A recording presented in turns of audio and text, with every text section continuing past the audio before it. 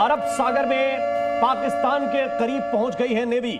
इस वक्त की बहुत बड़ी खबर आपको बता रहे हैं। उत्तरी अरब सागर में नेवी की जो टुकड़ियां हैं वो तेजी के साथ आगे बढ़ती हुई, मूव करती हुई नजर आ रही हैं। ये बड़ी जानकारी इस वक्त आपको बता रहे हैं। भारतीय नौसेना अब एक्शन में है और पूरी तरह से एक्शन में है। हाथ खोलने का मतलब क्या? एक मुहावरा है कि आपके हाथ खोल दिए गए।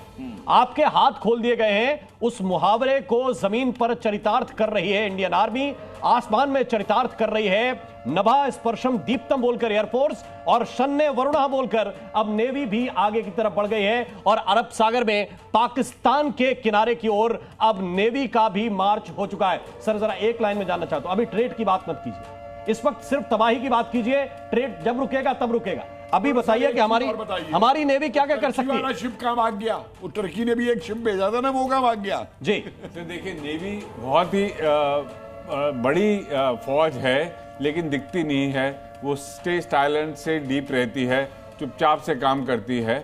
और लेकिन जो एक नेवी के जहाज से एक अगर सरफेस टू एयर मिसाइल या सरफेस टू लैंड मिसाइल जो 300-400 किलोमीटर तक जा सकती है, वो इतना तबाही कर सकती है कि कोई आर्मी के लाखों जवान नहीं कर सकते हैं या एयरफोर्स नहीं कर सकते। बड़ी जॉइंट ऑपरेशन सर, कोलैबोरेशन के साथ ये भारत पूरा एक्शन ले रहा है। इसमें जल सेना, वायु सेना, थल सेना, हमारी जो स्पेशल फोर्सेस है, हर कोई उस एक्शन में इक्वली पार्टिसिपेट कर रहा है। वही कह रहे हैं कि जब नेवी को आदेश मिलेगा, जब नेवी की जरूरत पड़ेगी और पड़ चुकी है और उन्होंने दिखा दिया है, आप देखेंगे कि एक एक मिसाइल एक एक शहर को तबाह कर सकती है।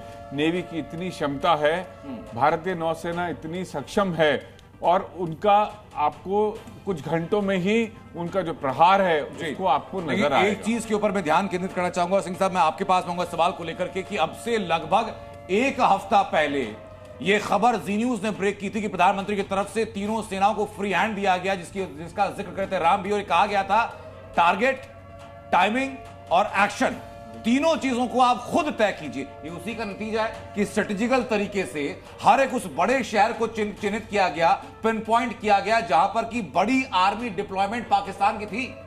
देखिए, मैं अपने और थी मैं इसलिए कह रहा हूं सर क्योंकि मलबा वहां पर हो चुका है। मैं अपने कमांडर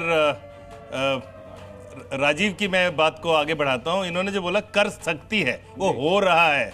कर सकती नहीं, वो आप कर रहे हैं। और ये खुद इतने बड़े इनका तजुर्बा है सबमरीन में, उसकी कहानियां इनसे सुनिए तो बहुत आपको अच्छा लगेगा। लेकिन हाँ, आपने जो सवाल किया जी, क्या था सवाल आपका सर? मेरा सवाल यही था सर कि जो टारगेट, टाइमिंग और एक्शन के लिए फ्री हैंड दिया गया था, लेकिन इसी बीच बड़ी खबर एक और आ रही है सर। एक और पाकिस्तान के नुकसान की खबर आ रही है जो कुछ वक्त पहले में दोबारा ब्रेक भी की थी। क्वेटा में एक पाक सैनिक की मौत हुई है, 3 घायल हुए हैं। फ्रंटियर कॉर्प्स के हेडक्वार्टर पर यह अटैक किया गया है।